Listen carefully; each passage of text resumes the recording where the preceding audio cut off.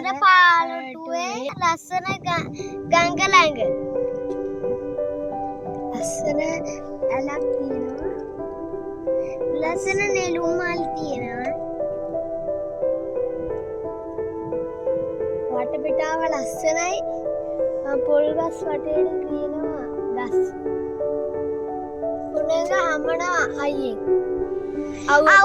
අවුව තිබ්බට හරි සැපයි.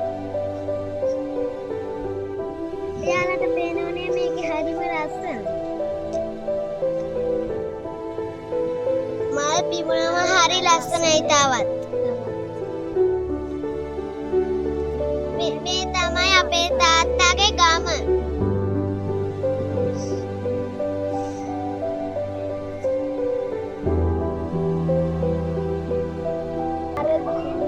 හතර ගමට යන හයිවේ එක.